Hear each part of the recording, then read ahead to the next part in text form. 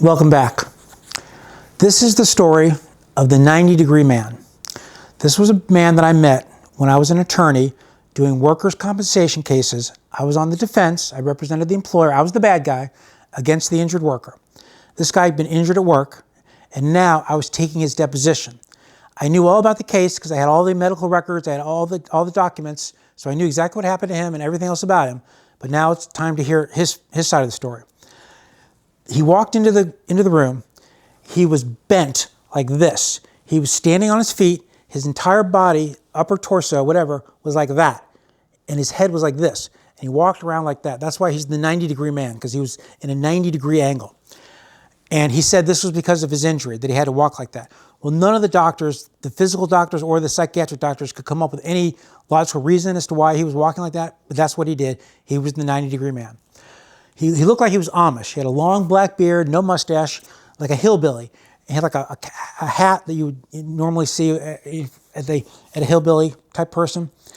And I knew what his injury was. I'm going to explain to you how this guy got, what he was doing and how he got injured. He worked at a facility, some facility somewhere in Florida, where they performed necropsy. Necropsy is an autopsy of an animal. And people who, like ranchers, would bring like a dead cow or a dead sheep to this place, and they would perform a necropsy on it. And to do the necropsy, they had to use hatchets and saws, and they would separate the body parts. So at the end of the examination, there would be all of these chunks of animal parts that were on the floor, covered with blood. This guy's job was to clean the room where the necropsy had taken place. And he told me that he took chains, like metal chains, and would wrap the chains around like a hunk of meat, like this big, and then drag it to the incinerator. I mean, total horror movie kind of stuff. I mean, this is the kind of stuff you would see in Saw or something. And he had been to a chiropractor. We'd sent him to a chiropractor. While he was waiting, I knew this because I read the report from the chiropractor. He was sitting in the lobby of this chiropractor's office, and he was talking to one of the other patients, random, totally unknown person. And he told this person about his injury, about this chains and the parts and everything. And the person who he was talking to was horrified so much that she told the doctor, the chiropractor, about this, this guy and what he did and how it upset her so much. So when I had him at deposition, I had already read this report, so I knew what was going on.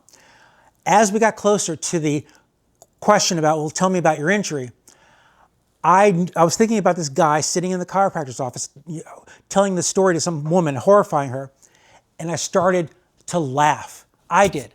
I started to laugh out loud. I couldn't stop laughing.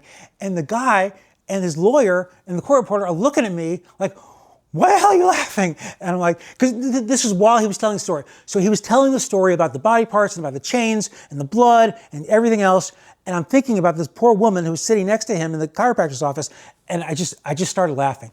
And the only thing I could say was, well, I laugh when I get nervous. That's what I said. I laugh when I get nervous. And I calmed myself down and I finished the deposition.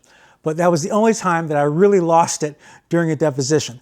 I don't know what happened to the guy. He eventually settled his case. But that's the story of the 90-degree man. Don't forget to read my book, Broccoli Time by Dante, the best parenting book you'll ever read, available now on Amazon Books.